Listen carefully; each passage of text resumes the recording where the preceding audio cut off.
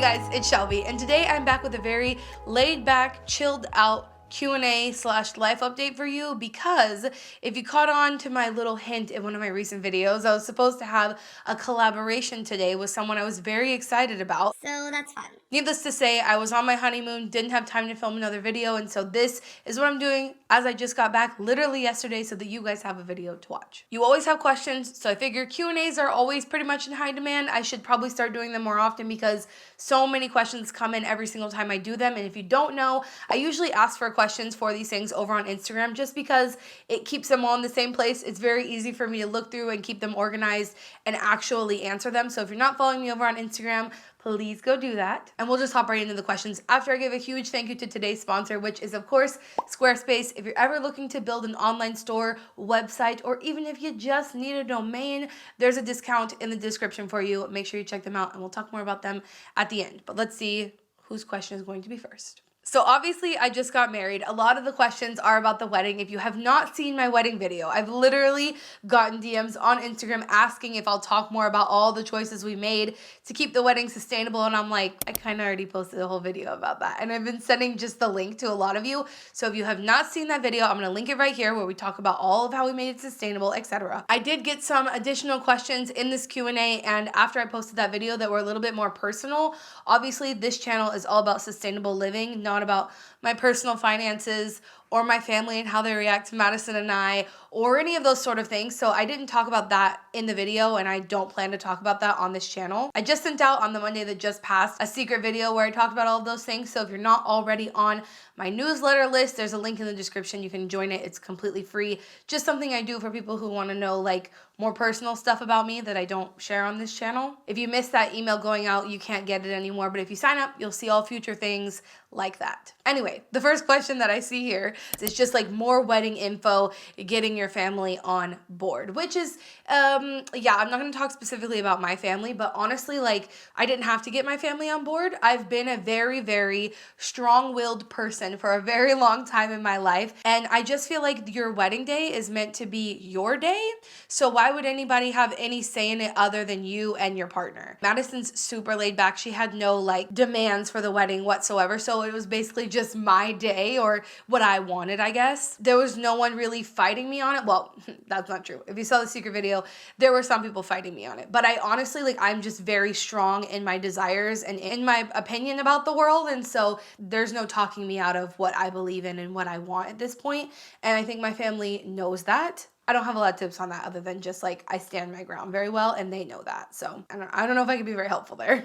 I'm going through to find all the wedding questions to get those out of the way for you. And one of the ones was, did Madison have any musts for the wedding?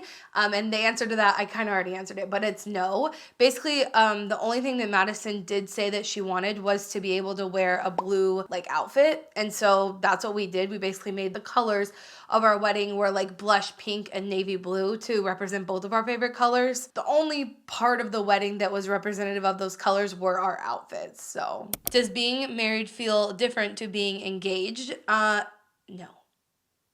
Not yet. We've been together for 6 years, and honestly, getting married was only for legal purposes. And I've gotten some comments that are like, I'm not someone who feels the need to get a piece of paper to show that I'm committed. And when you're especially in a same-sex couple, it's not about that at all. It's about if one of us was in the hospital, we are now legally obligated to be each other's spouse, to advocate for one another, to be allowed into the room. It has to do with taxes, owning a home together, eventually building a family together. Having those legal abilities are important, and marriage is just the easiest, most straightforward way to do that. I'm not opposed to the idea of marriage, so I just got married. It was just a matter of legals, really, and having a cute party. What was your favorite memory of the wedding? What did you do with the macrame afterwards? My favorite memory from the wedding, I mean, it has to be your vows, right? Everyone at our wedding, if you saw our behind the scenes vlog, which I'll also link, I'll link it up here. It's on our vlog channel. But if you saw that video, you would have seen some of the speeches from my family. And I think pretty much everyone who got up and talked about us together was that Madison is a very short-winded person. She doesn't have a lot of words. She doesn't talk a lot. And you guys probably know that from this channel. I think it was really interesting to see her actually like sit down and write out vows and her feelings. So for her to be able to sit down and actually like like write those things out was very cool to me. So that's probably my favorite part of the wedding. And the macrame, like I said, I talked about that in my wedding video. I'm giving it away also on my secret newsletter. So if you're not over there, again, make sure you follow it. I think those are all the wedding questions I'll answer for this Q&A, but obviously always feel free to ask me questions. I get back to DMs and comments here on YouTube. I try to answer all of the questions here on YouTube. So if you have any questions, make sure you leave them in the comments. And if I feel I haven't already answered them, or if I feel they're appropriate, I will answer them. This question is from Linda. Shout out to Linda. She's literally on everything I post, always commenting. So Linda says, what makes you laugh until you pee? This is a rare thing, but like I don't ever pee myself. The things I laugh hardest at are actually like, I try to make a joke, right? I'm really not funny. And I'll try to make a joke to Madison, or I'll say something wrong and she'll repeat it. And for some reason, that is the funniest shit to me when she repeats back to me something that I said wrong, or something that I said that I thought was funny that actually wasn't. And she will literally just repeat it and repeat it and repeat it because I laugh. And so the longer she does it, the more I laugh. That's probably the hardest I laugh on a regular basis, like on a daily basis. That's something that happens. Tressa, I don't want to say your name wrong, but I'll put it on the screen for you, wants to know, can you talk about your journey to a vegan diet? So if you've seen some of my Q&As in the past, you know I am pretty opposed to the word vegan. I don't identify as a vegan, but the word vegan diet definitely makes sense. You're specifying it as a diet, but vegan is a lifestyle of which I do not live by, because I do think there are certain exceptions to animal products in using them. But as far as a plant-based diet goes, the first time I ever experimented with it was when I was in college and I was in a philosophy class. And I remember we covered like 4 huge topics of the semester, and we had to make arguments against and for them. This is the class that like defined the way I use logic and how I value logic. Anyone in my personal life will tell you, like, I will break down an argument to the teeniest, tiniest parts of your logic because it's very important to me. And I remember that we came to eating meat as a logical argument. And I remember not finding a single logical argument for it. And so I basically tried to go vegetarian, I think, from that point. And I remember trying to eat anything that wasn't meat on my college campus. This is not at A&M. I went to another college before I went to A&M. But literally, like, all I could eat was French fries and lemonade. I'm not kidding. It was awful. There wasn't a lot of resources for me in this small town where I was going to school. And so I kind of gave up on it. And even knowing that basically like my actions from then on out were not logical, were not based in logic, and I didn't like that. But then fast forward to my junior year in college, Cowspiracy came out, and that was basically like a switch that flipped in my head. And so I kept saying like, well, as long as you cut out red meat, and honestly, I still stand by this, as long as you cut out eating beef in your diet, it is a huge monumental step. Obviously, we're not talking about ethics here. We're talking about environmentalism, which is my main concern. But as long as you cut out beef, as far as the planet is concerned, everything else is honestly negligible when you look at the footprint of everything else. So I dabbled here and there, going from trying to be vegan to being a pescatarian to being a vegetarian to stop eating fish, because I just felt like after practicing this veganism thing for a while, I didn't need it. And it just kind of evolved over time of having a more balanced look at what a diet can look like, and then just calling myself plant-based. But it's taken a very, very long time for me personally to just cut all of it out. Yeah, that's my story.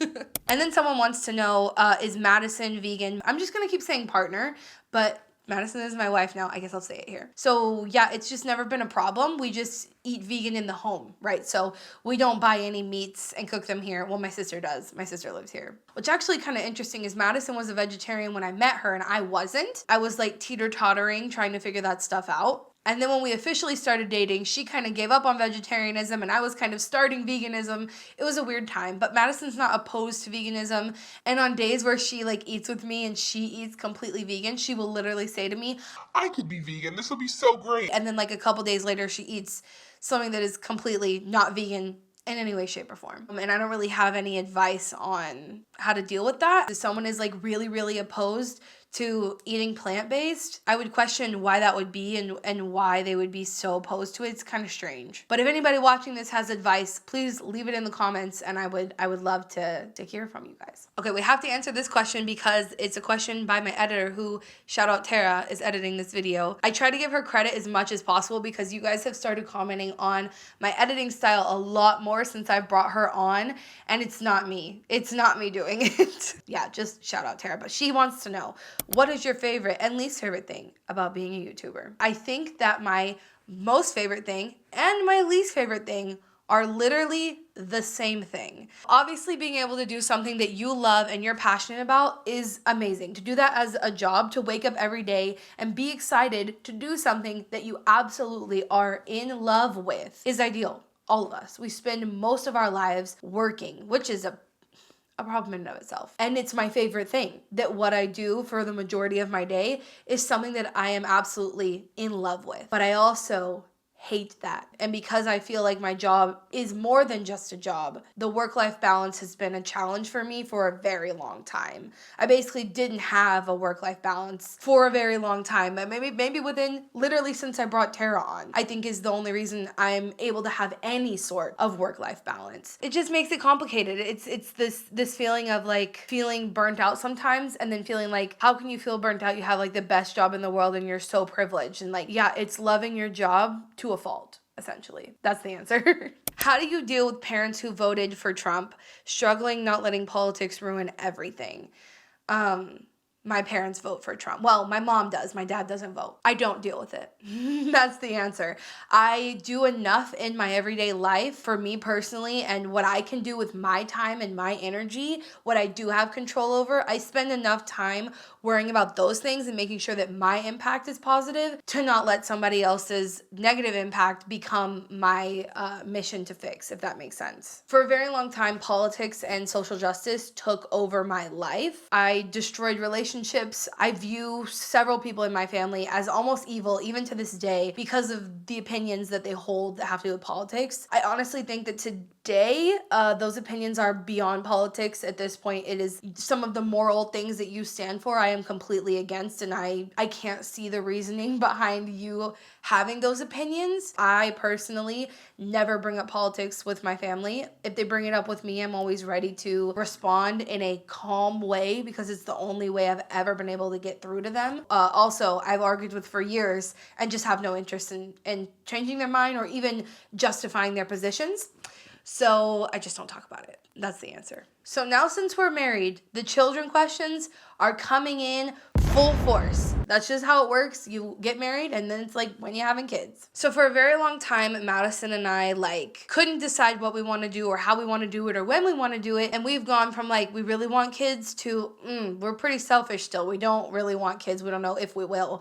An event took place in our personal lives earlier this summer. But after that happened, it really made Madison and I reimagine what our lives would look like in 10 years from now. And so I think we kind of solidified the idea of, yes, we're going to have kids and our plan is to adopt. This plan could absolutely change, but right now, concrete and stone, what we're working towards is moving back to Austin. We only moved to San Antonio as an investment moment. And then once we are in a home that we feel like we would stay put in to raise kids, we will begin the adoption process. We'll see how the adoption process goes, but right now that's the plan. So many of you are asking, so I thought I would give you that answer, but it is very personal, and even saying what I just said, I hesitate to say because I don't like seeing the comments, people pushing their opinions or giving unsolicited advice on areas like that. So I typically try to avoid those, but there's that. Do with that what you will, I suppose. Someone said, "Why do you hate period cups?" Always wondered. So I don't hate period cups, you guys. I just have never used one. And fun fact, I've said this many times, I've never even used a tampon. So when I started my period, my family brought over all these different things, tampons, pads, etc. And I just started using pads. It's not like I am scared. I mean, I guess I am scared of tampons. I just don't love the idea of something being inside of me when it doesn't have to be. And I don't hate period cups. I've just never used a tampon. So moving to a period cup was never a natural thing for me. I think period cups are great. I know plenty of people who swear by them. Madison has been using hers for years and absolutely loves it, and more power to anyone who uses them. I just personally use Thinx reusable period underwear. They are my absolute favorite things ever. I have a $10 off discount code. I'll leave it in the description for you. And I'll link my period routine right here if you want to know more details. But yeah, I don't hate period cups, you guys. I've never used one because it's never been the natural next step for me personally. So this is a really good question and something I want to talk about more. Do you engage in local politics / committees or see yourself doing so in the future? I have a lot of thought process here, but let me not take too much time on this question. I think getting involved in local politics is incredibly important, and something that I have not done a whole lot in my past. I used to work for the state of Texas. I went into college with the intention to work my way up in environmental politics. My dream job when I entered college was to be the head of the EPA someday. This is just my experience. Other people can have totally different experiences. Without saying my opinion is completely correct, I have a very strong feeling that it is. Environmental politics, the higher up you go, the less power you have, and the more influenced you are by the powers at be. So when I was working even at the state as a very low-level employee, I was regulating air pollution for the state of Texas. That was my job, called the Texas Commission on Environmental Quality. There's no progress happening there. As a matter of fact, they literally still do all of their data, their reports on paper. They literally don't even have like digital reporting. It's fucking crazy. I've also worked for a university. I've also worked for AmeriCorps, so the federal government. I basically, before I started YouTube, was working in government in different aspects of it for many years. And what I learned through all of those processes, it is very difficult to actually advocate for change through politics as a person working in politics. I literally, you guys, decided to start YouTube because I felt like my job was not giving me a purpose. Feels like at the lower levels, you're not as influenced by money and politics, but you also have nowhere near as many abilities to change things at the bottom. I personally don't feel like politics is the way or the only way to influence change, which is why I do what I do here, because I honestly feel like there are millions and billions of people around the world, and all of us joining together in efforts, I personally feel like is the way to influence more change than the handful of people in government. Now, with that being said, when you do get someone in government, someone in power who will actually implement change, it can be a big deal, right? One person writing one executive order that has to do with green energy is a huge thing to happen. But how long did that take, and who influenced them to make that choice, and how long will that piece of legislation stay where it is? Am I interested in starting a business someday that helps the environment?